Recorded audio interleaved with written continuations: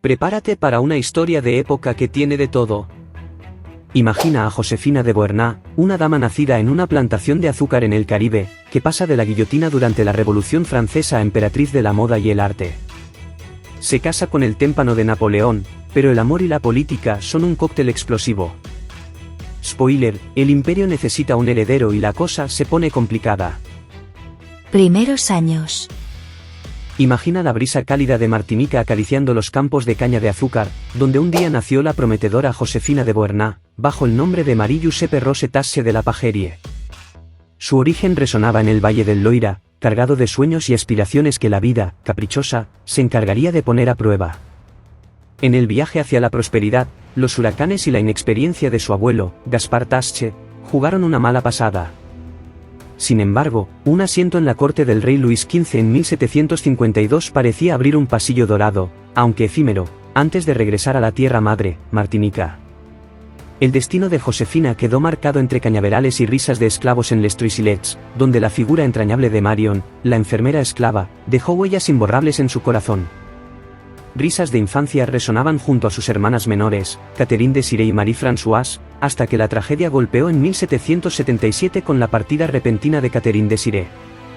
Así empezó el intrigante capítulo de los primeros años de Josefina, entre amores, pérdidas y el aroma dulce de Martinica. En el torbellino de su vida, François de Beauharnais, con la misión de encontrarle novia a su hijo Alejandro, apareció en escena. El mismo Alejandro con el que Josefina compartió risas y travesuras en su infancia.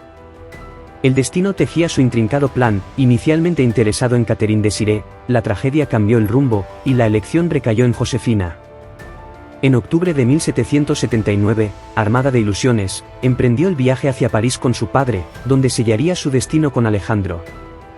La ciudad del amor vio florecer el romance, y en 2 meses, Josefina se convirtió en la señora de Beauharnais. Imagina el trajín de emociones. En esa tierra de luces, la pareja escribió un nuevo capítulo, dando vida a Eugenio y Hortensia.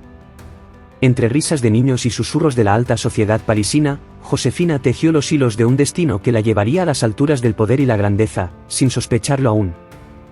En medio del terror. Entre las sombras del dolor, la conexión entre Alejandro de Beauharnais y la mujer a la que cariñosamente llamaba Rose, Josefina, se deslizaba por un sendero empedrado de infelicidad. Alejandro, un caballero de modales refinados, se sentía avergonzado por la rusticidad de Josefina, dejándola a menudo en la penumbra de los eventos sociales. La relación se sumió en la oscuridad de la abusividad, marcada por golpes y el cruel secuestro de Eugenio, su hijo de 3 años, arrebatado del convento donde Josefina había buscado refugio de los maltratos. La infidelidad de Alejandro dejaba cicatrices constantes, explorando burdeles y abandonando a su familia para entregarse a sus amantes. En marzo de 1785, Josefina logró liberarse de esta tormenta matrimonial, refugiándose en París durante 3 años. Allí, se vistió con la elegancia de la alta sociedad parisina, adornándose con vestidos a la moda y joyas resplandecientes. Sin embargo, su breve regreso a Martinica en 1788 se vio truncado por una revuelta de esclavos, forzándola a regresar a París en 1790.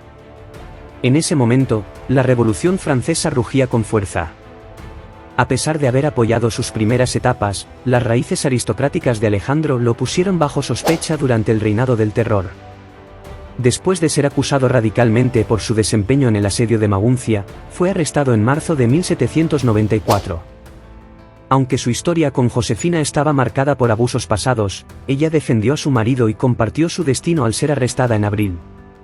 Los siguientes 3 meses fueron un calvario para Josefina, prisionera en una cripta húmeda y oscura bajo la iglesia de Saint-Joseph des Carmes. La descripción de su encierro es desgarradora, con un aire escaso, sin lavabos y el temor constante a la guillotina. Josefina logró sobrevivir, tal vez porque estaba demasiado enferma para enfrentarla. La guillotina reclamó a Alejandro el 23 de julio de 1794, apenas días antes de que la caída de Maximilien Robespierre pusiera fin al terror. Si el régimen hubiera perdurado un mes más, es probable que Josefina también habría enfrentado su destino. Tras su liberación, se entregó al lujo y la moda, quizás como respuesta al trauma, buscando protección entre los hombres más poderosos de Francia. Enredada en romances efímeros, primero con el general Lazare Hoche y luego con Paul Barras, Josefina se sumió en la desilusión. Sin embargo, la llegada de Napoleón Bonaparte cambiaría el curso de su tumultuoso destino. El esplendor y trágico final de una emperatriz. En el tapiz del tiempo, noviembre de 1799 marcó un giro monumental cuando Napoleón tomó las riendas del gobierno francés en el golpe de estado del 18 de Brumario. 4 años después, la majestuosidad de la Catedral de Notre-Dame de París fue testigo de la coronación de Josefina como emperatriz de Francia el 2 de diciembre de 1804. Pero su historia no se detuvo ahí. En marzo de 1805, el imperio en expansión de Napoleón la elevó al título de reina de Italia. Mientras las guerras rugían y los mapas se redibujaban, Josefina dejó su marca en París. Su elegancia influenció el estilo imperio y sus cenas para 200 personas se volvieron eventos sociales destacados.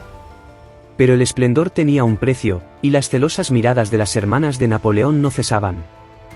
En su propio reino en el castillo de Malmaison, decorado con arte neoclásico y habitado por una colección de animales exóticos, Josefina escribió su propia epopeya de esplendor y gracia. Sin embargo, el gasto excesivo eclipsó incluso a María Antonieta. Aún así, Josefina se mantenía firme como el faro de la elegancia en la turbulenta Francia de aquellos días. En el crepúsculo de su matrimonio, decisiones difíciles y despedidas dolorosas marcaron a Josefina y Napoleón. La ausencia de un heredero varón llevó a la anulación del matrimonio en 1809.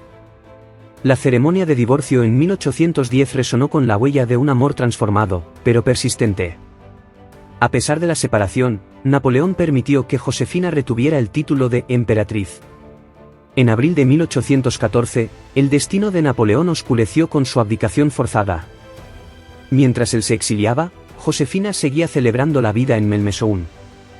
Trágicamente, la enfermedad la alcanzó, y el 29 de mayo de 1814, Josefina exhaló su último suspiro a los 50 años. Aunque dejó de ser emperatriz, su legado persistió a través de sus descendientes, en la realeza actual y en las interpretaciones de su fascinante historia en la pantalla, cautivando la imaginación del mundo. Esperamos que esta inmersión en esta historia haya sido una experiencia fascinante y esclarecedora para todos ustedes. Si desean seguir explorando los misterios y las intrigas de otros momentos históricos, les animamos a mantenerse conectados con nuestro canal y a suscribirse para no perderse futuros episodios. Te dejo un vídeo que está relacionado directamente con esta historia, la historia a fondo del matrimonio tóxico que tuvo con Napoleón. Agradecemos sinceramente su compañía en este viaje y les recordamos que, a través de la comprensión y la reflexión, podemos forjar un futuro en el que la humanidad elija el camino de la verdad y la sabiduría sobre la oscuridad y el secreto.